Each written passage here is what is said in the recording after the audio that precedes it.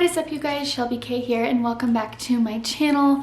For today's video, I am doing a video that I've kind of been wanting to film for a while, and essentially it's just going to be a 1 year later kind of update on, losing my daughter, losing my pregnancy, my grief process, just kind of giving you guys a little update on where I'm at, what I've learned over the last year, what kind of things I've been using to kind of help me cope and deal with my grief, and just everything. It's just kind of a little update. As of March 27th, it has officially been 1 year since losing my daughter Avery. If you guys didn't see that video, I will link it up in the cards. I have a whole video discussing the whole thing that happened. Long story short, I found out I was pregnant, and then there were some complications with me getting pregnant with an IUD, which eventually led to me losing my pregnancy at 14 weeks. It was horrible, it was traumatizing, it's the worst thing I've ever had to deal with. But yeah, I just want to give you guys a little update, let you guys know kind of how I've been doing, that kind of stuff. So I've split this video up into 3 categories. The first one, I just kind of want to talk about my grief and kind of where I'm at with it, and just a little update on that side. Then I want to kind of talk about how my life has changed since everything that happened last year. And then I want to talk a little bit about my outlook and, kind of what I see for my future when it comes to all this. So I am actually filming this on Mother's Day, so I might get a little emotional. Anyway, this would be an emotional video to film anyway, but I'm definitely feeling a little tug at the heartstrings today, knowing that it's Mother's Day. But yeah, let's just go ahead and jump right in. So the first thing I want to talk about is my grief process. Needless to say, and I'm sure, this is no surprise, but I have never felt grief like I felt after losing Avery. I had lost family members before, I had lost pets before, but obviously nothing compares to losing a child. I literally did not know that I could hurt that much. I did not know that I could feel so sad, that I could I literally felt like my world was ending. I literally felt like there was no hope. There was nothing to keep me going. I think after it happened, I laid in bed for probably 4 weeks straight, not wanting to do anything, not wanting to talk to anyone. It was absolutely horrible. I honestly was in the worst, darkest place of my life during all of that. I'm so glad that I had Mitch there to support me and my family, and they really helped get me through that time, because honestly, I don't know that I would have survived it had I been on my own. It literally felt like there was a hole in my chest, physically, that my heart had literally been ripped out of my chest. I remember having chest pain, having it hard to breathe. I was having panic attacks all the time. It was just, it hurt. It was a weight on my chest that just would not go away no matter what I did. And I had that for a really long time. I'm talking like 6 to 8 months before that finally started to kind of release a little bit. So when they tell you that grief is just not only emotionally and mentally demanding, but it is physically exhausting as well. And it definitely has its physical implications. I'm talking too fast and I need to slow down. It literally felt like there was no escape. It felt like no matter what I did, I could not get happy. I think I talked about this a little bit in a previous video maybe. I've definitely had conversations with my therapist and my family and friends too, where I felt like there was a block. I don't really know how to explain it, but even when I started kind of feeling normal again and felt like, I was getting back into a normal routine, I was going out and seeing people again and trying to do fun things and stuff, I felt like there was a wall between me and my potential for happiness, if that makes sense. The way I described it to my therapist was that, before losing Avery and everything, I felt like my peak happiness level was up here. And I might not always reach that, but it was up here, it was at a higher level. After losing Avery, it felt like there was a wall. So peak happiness here, I felt like there was a wall right here that no matter what I did, I could not break through it. I just felt like I could never truly enjoy myself, that I could never truly feel happy. There was always just this weight on me, as I said. There was always just that voice in the back of my mind, like, why? I don't know. It wasn't really like a voice telling me like you shouldn't be happy. I just felt like I physically could not feel those feelings of extreme happiness or excitement or anything. I just felt like I was very numb to everything that was going on around me. Yes, I would enjoy myself. Yes, I would feel happy at times, but it was never to the same level as before. And as I said, I just felt like there was a block that I just, no matter what I did, I could not punch through that at all. Even things that brought me happiness, you know, that bring me so much joy anyway, like filming, like going, you know, on vacation with my friends and family, spending time with my friends, singing and blasting music in the car. I felt almost nothing, and it was really, really hard to deal with that. And that was one of the reasons that I really took a break from filming last year, because it just didn't bring me any joy. I just felt like it was such a chore. I just felt numb, and nothing really evoked too much of an emotion from me, and that was really hard.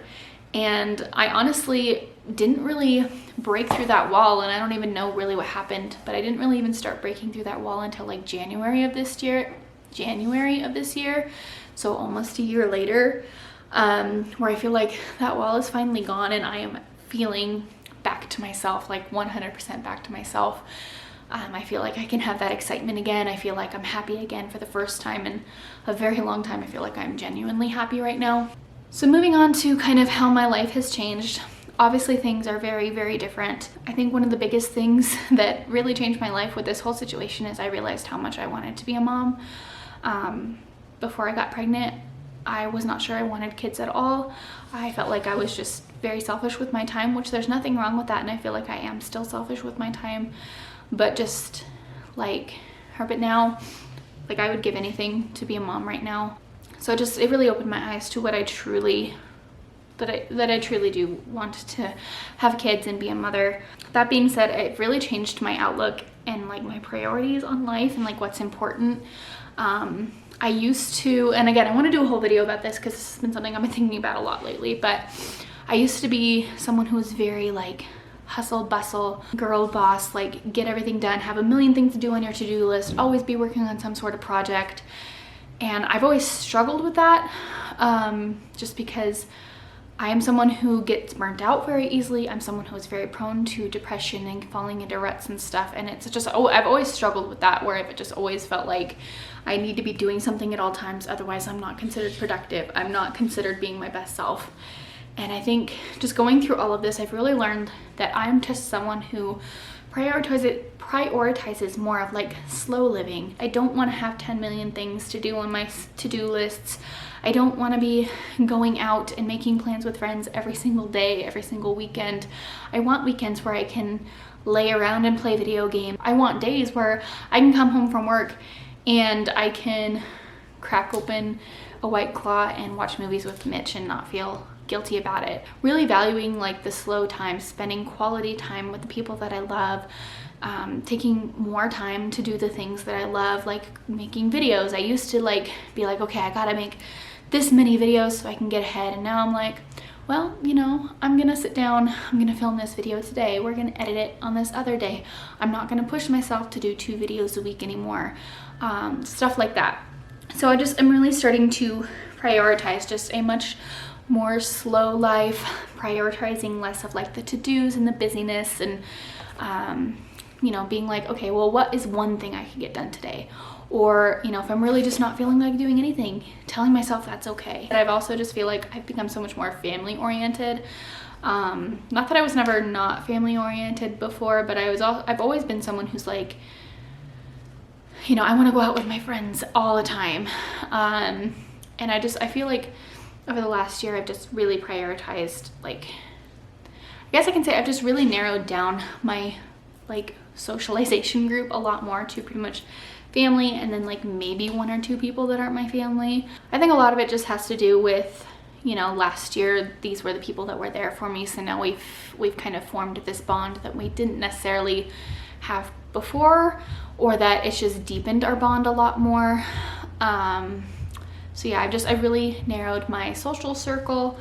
I've definitely realized, you know, what kinds of people I want to be around, and what kinds of people I don't. My life definitely has changed in that there's not a day that goes by that I don't think of Avery at least once, especially if I hear a certain song on the radio, or, you know, if I see a mom with her young children out at the grocery store, or if like we're out and about, we're doing something, you know, if we're going on a vacation, or, you know, little things.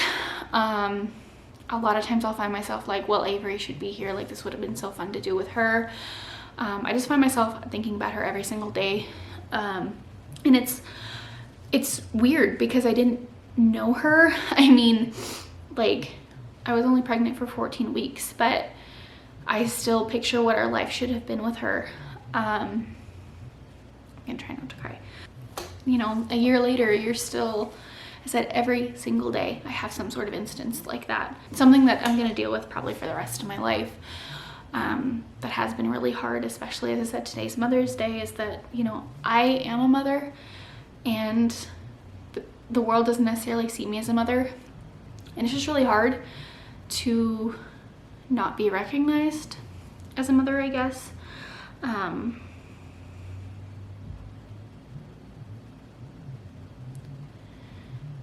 It's just, yeah, it's hard. Like, people ask me, do you have kids? And I don't know what to say, because my brain, you know, I want to say yes.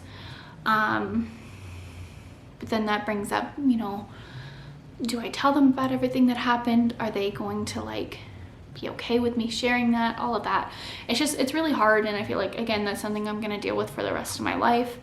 If you guys are interested, I can make a whole video about that whole thing. But yeah, I think that's just something that's been really, really difficult, even as I'm feeling better. But it's just something I'm gonna have to, you know, get used to, I guess. In my heart, I know I'm a mother. I believe I'm a mother. I believe I'm a mother. I do say I have a daughter, and I guess that's really all that's important. And if people don't accept that, then all right, this video is running a bit longer than I wanted it to, but that's okay. So finally, just kind of talking about the outlook. As I said, I'm feeling so much better. I feel like I am finally back to myself. I am finally like feeling my excitement for life, and I'm feeling happy, and I'm feeling just loving and ready to get out there and share my gifts with the world again, and to, you know, share the things I've learned. And I'm so proud of myself. I'm just so overwhelmed with love for myself and for everyone who got me through that time. And yeah, I don't know, I'm really excited for what the future holds. You know, we're planning a wedding, may potentially eventually talk about having kids again in the future. I'm creating again. I don't know, I'm in such a good place right now, and I just really, really, really hope that continues. Obviously, grief is not linear. I know there are going to be bad days. There are always still going to be bad days. But I don't know, like, my life has changed forever, but I'm living it again, and I'm not letting the grief control me anymore. And I just feel really, really, really good about it. Yeah, so that's kind of my little 1 year update. I'm sorry if it was kind of all over. As I said, I've been wanting to film this video for like a couple of weeks, but I just didn't really know how to sit down and do it. So that's kind of the things I came up with that I wanted to talk about. So if you guys are not already subscribed, please be sure to hit that subscribe button down below so you don't miss any of my future videos. Also, be sure to check out my Instagram and my TikTok, which will be linked down below. As always, I appreciate you guys so much for watching, especially if you stuck around after all of my wishy-washy, not really sticking to schedules, taking months-long breaks, just all of that stuff. I appreciate you guys if you guys are still here. I love you guys so much, and I will see you all in my next video. Bye, guys.